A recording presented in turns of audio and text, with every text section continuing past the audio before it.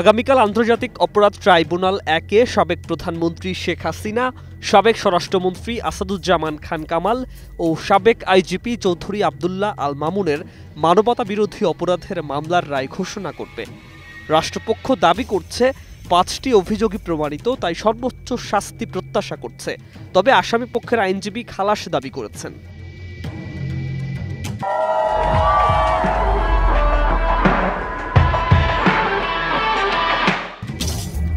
রায়কে কেন্দ্র করে রাজধানী ও দেশের বিভিন্ন এলাকায় উত্তেজনা বিরাজ করছে। সরকারের নির্দেশে বিজেপি ঢাকা সহ গোপালগঞ্জ, ফরিদপুর ও মাদারীপুরে টহল দিচ্ছে। নিষিদ্ধ আওয়ামী লীগের কর্মসূচির কারণে আইন শৃঙ্খলা রক্ষায় এ ব্যবস্থা নেওয়া হয়েছে।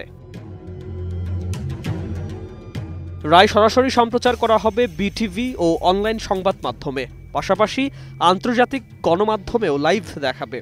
রাজধানীর বিভিন্ন মোড়ে বড় পর্দায়ও রায় প্রদর্শনের ব্যবস্থা রয়েছে। দেশের রাজনৈতিক মহলে হাসিনার রায়ের প্রতিক্রিয়া এবং সম্ভাব্য সর্বোচ্চ সাজা নিয়ে কৌতূহল ও উদ্বেগ রয়েছে।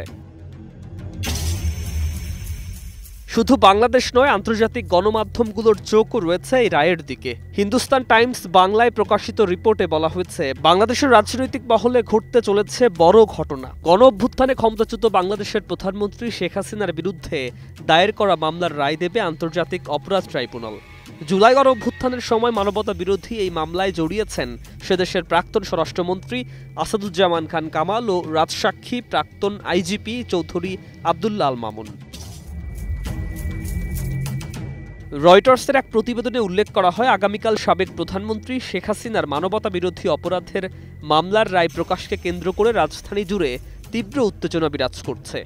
ঢাকার বিমানবন্দরের কাছে ২টি ককটেল বোমা বিস্ফোরণের ঘটনা সহ সাম্প্রতিক দিনে সহিংসতা, অগ্নিসংযোগ ও নাশকতা বেড়ে যাওয়ায় শহরে কড়াকড়ি নিরাপত্তা জারি করা হয়েছে। আল জাজিরার এক প্রতিবেদনে উল্লেখ করা হয়, আগামীকাল সাবেক প্রধানমন্ত্রী শেখ হাসিনা মানবতা বিরোধী অপরাধের মামলার রায়কে কেন্দ্র করে দেশে নতুন করে সহিংসতা ছড়িয়ে পড়েছে। ককটেল বোমা বিস্ফোরণ, পরিবহন অচলাবস্থা ও অগ্নিসংযোগের মধ্যেই হাসিনার দল দেশব্যাপী লকডাউন ডাক দিয়েছে।